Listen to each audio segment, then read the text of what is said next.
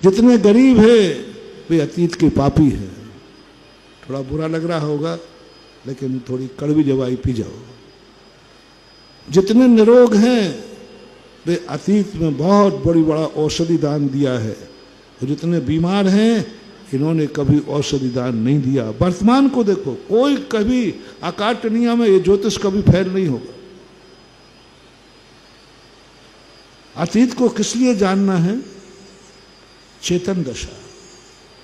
यदि तुम्हें कभी अपने वर्तमान की दशा देखकर अतीत का ज्ञान हो जाए, समझ लेना तुम कर्म चेतना में प्रवेश कर गए, चेतन दशा में प्रवेश कर गए। आपको एक बहुत बड़ा अधिकार मिलने वाला है चेतन दशा वाले को। पहले पूछता है अधिकार देने वाला कि तुम अवचेतन दशा में हो कि चेतन दशा में। तुम कर्म फल चेतना में जी रहे हो या कर्म में जीते हो? मैं अपना जीवन कर्म चेतना में जी रहा हूं। मुझे मालूम है कि मैं अतीत में क्या था। हर सम्यक दृष्टि को मालूम। सम्यक दृष्टि त्रिकालदर्शी होता है। सम्यक दृष्टि को कभी आश्चर्य नहीं होता। सम्यक दृष्टि से कभी ज्ञान से बाहर कोई चीज नहीं होती। वो अपनी त्रिकाल पर्यायों को जानता है। अमृतचंद सूरी महाराज ने पंचास्तिकाय की टीका में एक बहुत अच्छी बात कही। तुम्हें ज्ञेय बनाना है तो अपनी त्रिकाल पर्यायों को ज्ञेय बनाओ। तो प्रश्न उठाया जयसेन स्वामी ने कि हम तो छदमस्त हैं, हमें तो कोई निमित्त ज्ञान है नहीं, त्रिकालदर्शी है नहीं, अवध ज्ञान है नहीं, मना पर्याय ज्ञान है नहीं, फिर मैं कैसे त्रिकालदर्शी बनूं? और जब तक त्रिकालदर्शी नहीं बनोगे तुम सम्यक दृष्टि नहीं बन सकते, सम्यक ज्ञानी नहीं बन सकते, और त्रिकालदर्शी अपन है नहीं। तो यही विधि उन्होंने बताई जो अभी मैं बता रहा हूं।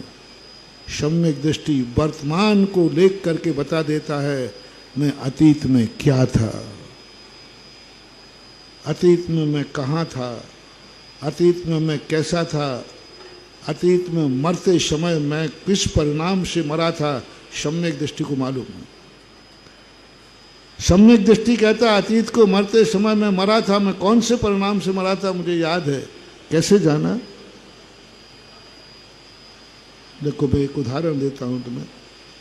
एक व्यक्ति ने जिज्ञासा की महाराज जैन कुल कैसे मिलता है?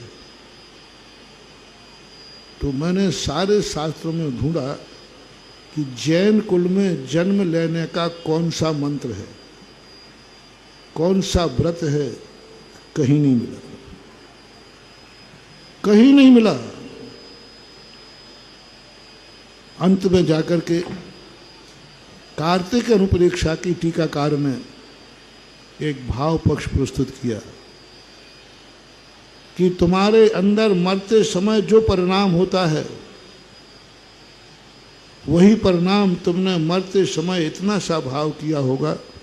कलमबद्ध बयान तुम्हारा घोल रहा हूं कि भगवान मुझे कुछ नहीं चाहिए, मेरा जन्म ऐसे कुल में हो जहां मैं जिनेन्द्र देव को छू सकूं,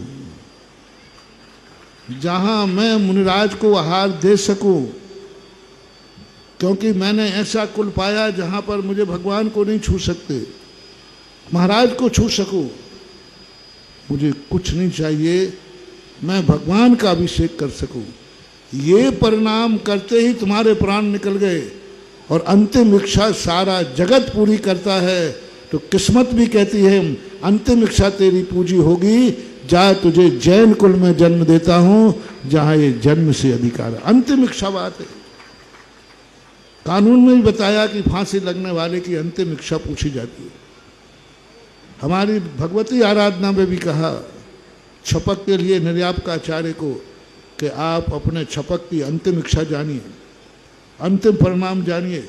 उस इच्छा को क्या है, उस इच्छा के साथ वो ना मर जाए, या तो इच्छा को मारो या इच्छा को पूरी करो। भगवती आराधना में कहा अंतिम में पूछो कि तेरी इच्छा क्या है, तो याद गलत इच्छा हो तो उसको समझा करके इच्छा खत्म करो, और खत्म नहीं करता है तो उसकी इच्छा पूरी करो, अन्यथा उसकी समाधि बिगड़ जाएगी। ऐसा ही कर्म सिद्धांत में अंतिम इच्छा पूछी जाती है, अंतिम परिणाम पूछा जाता है। अंत मताशो गता। अंत में जो परिणाम है, तो तुम्हारा अंतिम परिणाम ये था कि मुझे कुछ नहीं चाहिए, बस मैं ये अधिकार चाहता हूँ। किस्मत ने कहा जाओ मैं तुम्हें जैन कुल में जन्म लेता हूँ। सारे जैनियों से मेरा कहना है, जो भी लाइव में सुन रहे हैं वो भी, तुम्हारा अंतिम कलमबद्ध बयान यह है, जो जैन कुल में जन्म लेने से मिलेगा, यदि दूसरे कुल में जन्म लेते तो ये अधिकार नहीं मिलता। अपने अधिकार को, अपना क्राइटेरिया निश्चित कीजिए। ऐसी क्या चीज़ तुम्हारे पास है जो तुम्हें दूसरे कुल में जन्म लेने से नहीं मिलती, उसको नोट करो, उसको एक्सेप्ट करो, चेतन दशा में आओ।